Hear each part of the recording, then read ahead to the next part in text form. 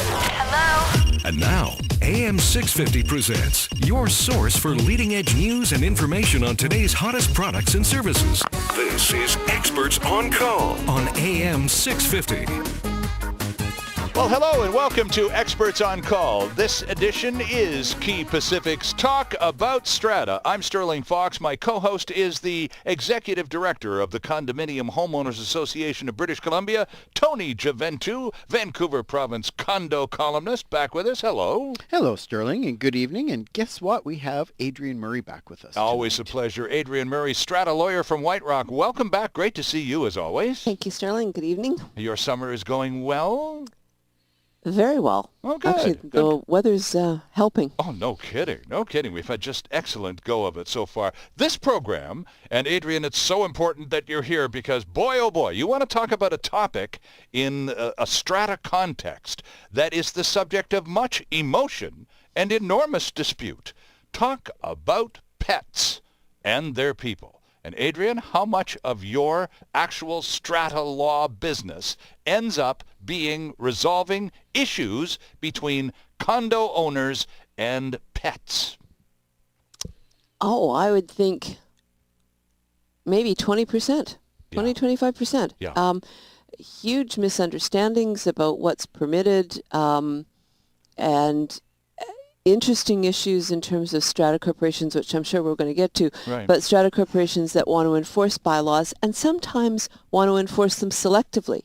So I like you, and you can keep your pet, but I'm not so fond of Tony over here, and so Tony's pet's going to go. Get rid of the cat, you. That. Yeah, well, or the Strata Council, who says we have a bylaw that prohibits dogs, but a whole bunch of Strata Council members want dogs, so they just start getting dogs, and they disregard the bylaws. Okay. You know. So it all begins, I guess it always has to begin with the bylaws that govern any particular strata. That's where the pet rules begin. Correct, Adrian? And that's right. That's you're going to be looking to see what the Strata Corporation has for bylaws, if they have the standard bylaws of the Strata Property Act, or whether they've amended them to either permit more pets or restrict what the standard bylaws say. Well, let's go back one step then. Let's go back to the Strata Act itself, the essence from which all bylaws spring. So what does the Act say about pets in strata situations in British Columbia, Adrian? Well, the standard bylaws, the Act doesn't address the issue of pets, but the standard bylaws,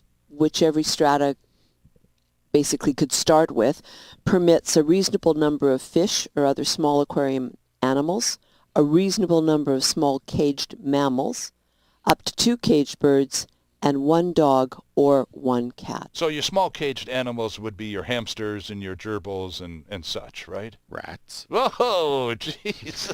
I guess some people consider them pets. Right. And that's There are a lot of pet rats. well, and this is where this whole thing goes sideways, I suppose, almost immediately, because somebody says rats, and I go, ew, and somebody else goes, are you kidding? They're the greatest little pets to have. Exactly. So, I mean, it's so subjective already. We're already in dispute here. Absolutely. He likes rats and I don't. And that's why I think when strata corporations are looking at their bylaws, an important one is pets. And I think it's also important to spend some time thinking about what pets are we going to permit, Right. and even more significantly, what pets are we going to not permit? Because I think in a lot of cases there's almost a knee-jerk reaction. Oh well, we'll prohibit pets. Okay. And so I see stratas that want to pass bylaws, and they start with the proposition, well, we're going to amend the standard bylaws, we're going to prohibit all pets. So the real question then is, well, why wouldn't you let me have a goldfish? Or why couldn't I have a bird? Oh, well, we didn't really mean that. So sometimes it requires strata corporations and strata council members to really think through what they're asking for. Right. What do they want to prohibit?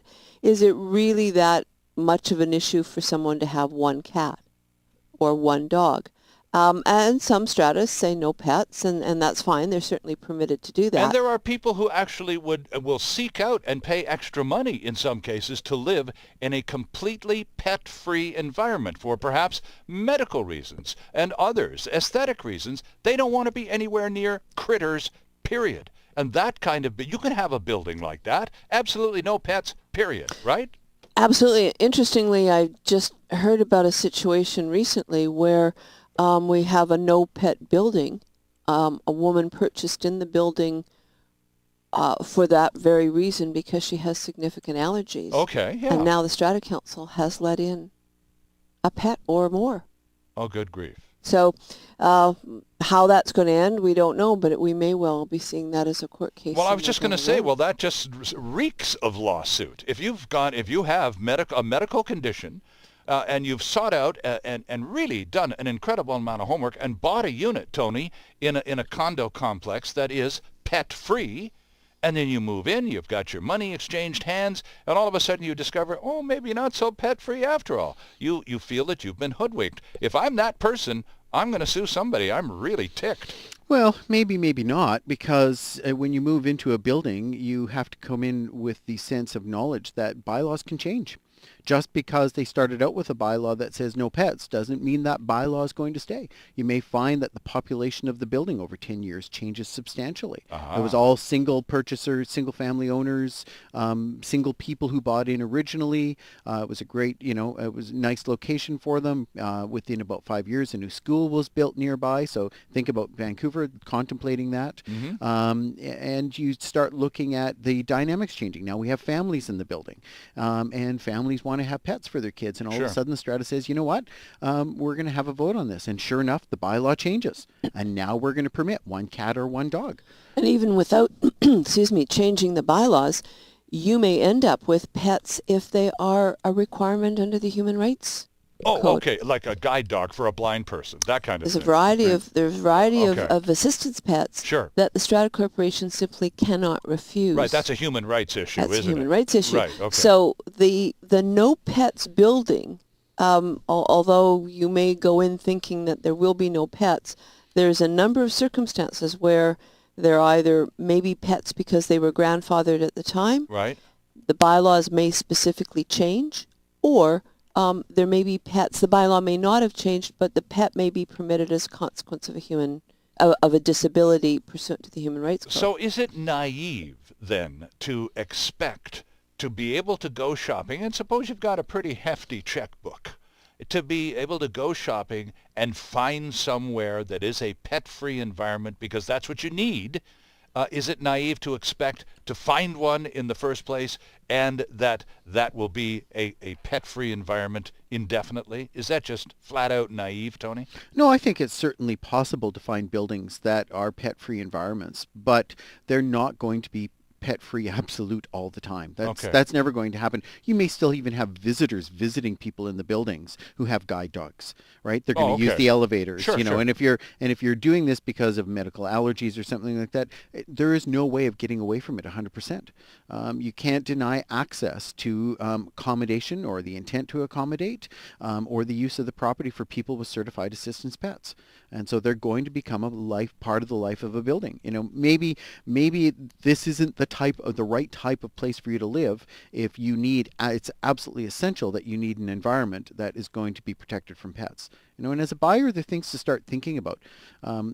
Before I buy, what is my anticipated lifestyle going to be? And this is why I posed that question to both of you, because a lot of people who listen to this program, and we've been doing it long enough now, Tony, that we know not only do condo and strata owners listen to this program, and property managers and people in the industry, but a lot of people have started tuning us in who are sort of on the cusp of that lifestyle change. The kids have grown up. They don't necessarily need that big 6-bedroom house in the burbs and the huge lot and all the maintenance work that goes with it. Maybe it's just time to downsize into something smallish and comfortable and stylish and cool, and a condo may be the answer. So when they're listening to this program, we're hopefully educating them in some small way as to the pitfalls or the possibilities that this lifestyle presents that you may not have thought about in the past. And pets, certainly, Adrian, a very contentious part of that thought process, right? Very contentious, and I really want to stress what Tony has said, that whatever the bylaws say today can be changed. Right. So don't ever assume that this will be carved in stone, because bylaws are approved by a 3/4 vote of the owners, and if there is enough will behind a bylaw change or an amendment, and it's brought forward and 3/4 of the owners wish to change the bylaws, then I really wouldn't anticipate that you'd have any recourse through the courts at all. Right. Everything has been done. All the changes have been made precisely according to protocols. Every rule of the law has been followed carefully, and you're just flat out outvoted in this case. That's right. There's always, in any democracy, a majority and a minority, Sure, and in some sure. cases you may be in the minority. So I think going into strata living, understanding that there's some fluidness to the style. It's a different concept than living in your own home, Sure. where you control everything that's going on. Right, exactly. Well, and we see that with rentals. People buy into older buildings where there's no rental bylaw. They're going to rent their units out. They're going to maybe retire there. And the building ages along. And next thing you know, the Stratas decided, yeah, enough of rentals. We're going to pass a bylaw to limit rentals now. And they do. And it's a small number. And all of a sudden, these people can't rent their units out because their tenants have left. The rental capacity is met. That changes. Don't plan on your investment staying exactly the same unless you have some other kind of exemptions for you. So when you parallel that with pets, bylaws change, and bylaws should change. Lifestyles of people change. Building technologies change. And building populations change. Building populations change. We should be looking at our bylaws on a routine basis, if nothing else, to make sure that they at least continue to be concurrent and compliant with recent laws of the land. Adrian, when a strata council wants to draft a bylaw governing pets, they want aside from whatever the basic bylaw is, they want to shape a bylaw specifically to their building. Do they usually call in a lawyer like you for advice on constructing the language of that bylaw so they get it right the first time, or do you end up sitting out there until somebody offends the language of the bylaw and needs a lawyer? Well, a little bit of both. I do a lot of bylaw work. Okay. And I draft a lot of bylaws for strata corporations, and that's one that we spend some time on. And so, on the other hand, I have had clients come to me after the fact with some pretty horrendous pet bylaws and said, help us enforce them. And some cases I've had to say they're completely unenforceable. They don't make sense. They're contradictory. They just don't work. Give us an example of an unenforceable pet bylaw in a strata. Well, gosh, I have to think about that for a minute. But I think that the unreasonableness of it, the unenforceability may well come because it's completely unreasonable and because it hasn't been enforced. And one of my favorites is that all pets will have to be carried on common property. Oh. So I have seen stratas draft bylaws and have bylaws that say that you're entitled to keep pets and there's no restriction on pets, but all pets must be carried on common property, which could prove to be a little bit difficult with my German Shepherd. I was just going to say a Great Dane or other sizable pooch would be a problem, because that would mean carrying the dog in the elevator down the hallway to the door to your apartment, and then you could set it down inside. And through the lobby, and perhaps while we're on the sidewalk. Good luck with you. All of that's common Pumping property. that German Shepherd around. Good luck with that. So, and yet they insist on this? Well, I've seen it done. Now, again, I think these are bylaws that are drafted without fully thinking through all of the consequences. And the other question that I ask stratas is when they put in something like carrying pets, the question is, what's the issue? What are we really looking to address? Well, dirt on the floor. Right. Okay, well then let's deal with the dirt on the floor and let's not worry about whether the pet's carried or not, because my shoes may well be dirtier than my dog's feet.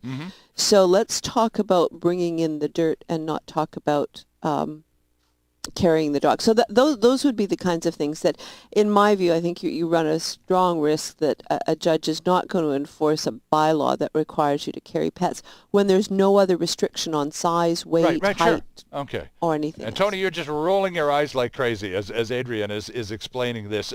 You've got probably dozens of examples of silly pet bylaws in stratas. Well, we see bylaws that limit size. and with no absolute understanding of how they're to be interpreted. Right, You know, right. no pet can be over 25 kilograms. Well, at what point of their life, right? And what if the pet goes on a bit of a feeding frenzy? And and who's going around unit by weighing minute, dogs. weighing in? Who's got the pull? They're pulling a scale down the hall, doing the monthly weigh-in of the dogs, right? You start looking at that. The difficulty is people often adopt bylaws without thinking about why they wanted to adopt the bylaw. Adrian's absolutely right. If you're in an upscale building that has really high-end carpeting in the hallways and in the corridors and in the elevators, and this is going, and pets in the hallways and the elevators are going to be a chronic problem, then you need to think about how to address that problem. Mm-hmm. It's not the fact that you're in an upscale building. It's not the fact that you have carpets, but the reality is pets are going to come in out of their walk. They're going to be wet. Sure. Right? That's going to be an issue.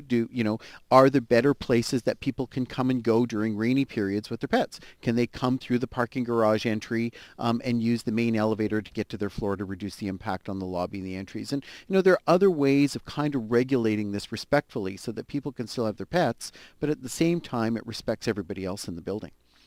What happens to when you've got a barking dog? And this happens.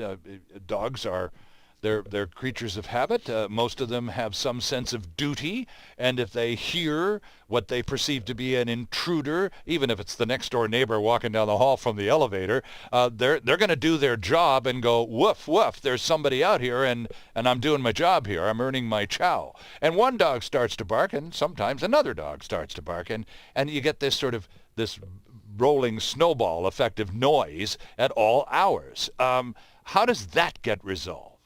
Well, I think it's a noise issue.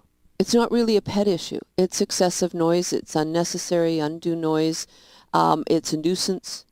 And so we already have bylaws that exist even in the standard bylaws that will address that problem. So again, I don't know that it's necessarily a pet issue. The pet may be causing it, but we deal with it as a noise complaint, and there's an entire process under the Strata Property Act to address complaints, and the owner must get notice of the complaint.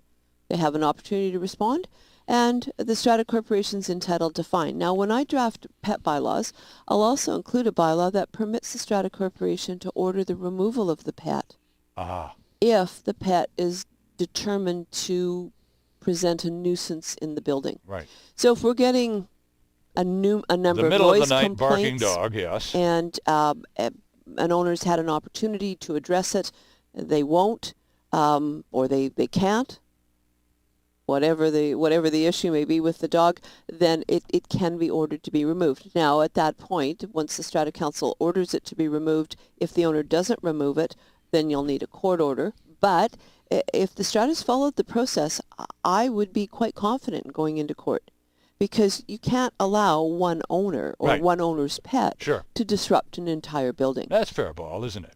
We need to take a quick break here. Our guest is Strata lawyer Adrian Murray from White Rock, Tony Giavento and Sterling Fox on Key Pacific's Talk About Strata here on AM 650. Lots more ahead. Stay with us. There's still more ahead with Experts on Call, the show focused on delivering relevant and beneficial consumer information. This is Experts on Call on AM 650.